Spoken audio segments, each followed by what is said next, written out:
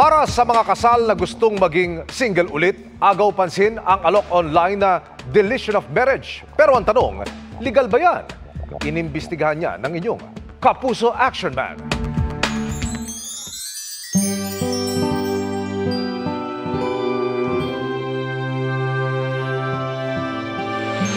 Walang sapat na budget para sa annulment, pero gustong maging single ulit?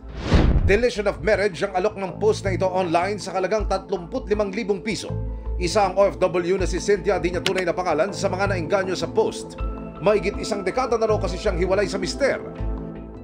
Ako kasi yung sitwasyon ko na mahirap mag-asikaso ng mga papeles na ganyan kasi lagi akong nagtatrabaho sa malayo para sa family ko. Yung mahaba-habang taon na hiwalay ako, gusto ko rin sanang mailegal na separate kami.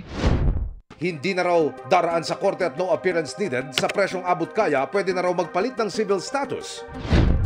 3 lang ang hinihinging requirement: valid ID, kopya ng marriage at birth certificate. Direkta umano na Philippine Statistics Authority o PSA na mag-aayos o magbubura ng record. Ganyan kasimple, pero tanong ni Cynthia, legit ba?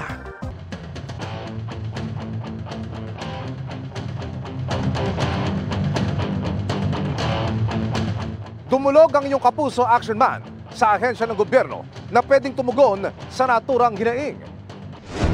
Wala raw silang ahente na pinag-aalok ng deletion of marriage online. Hindi po yan accredited ni PSA, so huwag po kayong kumagat kasi ang sabi ko at the end of the day, kayo po yung maloloko. Nilinaw din ng PSA na hindi sila pwedeng magbura ng anumang record. So no deletion of record, no cancellation of the actual record, but only annotation po yung ginagawa natin. Pagka court procedure po yan, na hindi siya hocus-pocus na gagawing process po, ay kailangan dumaan siya sa protocol nung may court hearing, may mga evidences, ano yung grounds for the annulment, not just the birth certificate or marriage certificate alone, ay makakancel mo na yung marriage certificate, hindi po siya ganun.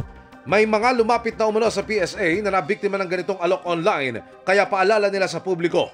Maaari niyo pong i-report yan sa PSA para po matulungan namin kayo na hindi kayo maloko. Ang ginagawa ng aming opisina ay pinapablock namin yung mga websites or Facebook account na nag-o-offer di umano ng mga serbisyo na mga related sa civil registry documents. Sinubukan naming kunin ang panig ng nag-post online pero wala siyang tugon sa amin. Na-deactivate na rin ang naturang online post. Mission accomplished tayo mga kapuso. Para sa inyong mga sumbong, pwedeng mag-message sa Kapuso Action Man Facebook page o magtungo sa GMA Action Center sa GMA Network Drive, Corner Samar Avenue, Diliman, Quezon City. Dahil sa anumang reklamo, pang-aabuso o katiwalian, tiyak may katapat na aksyon sa inyong Kapuso Action Man.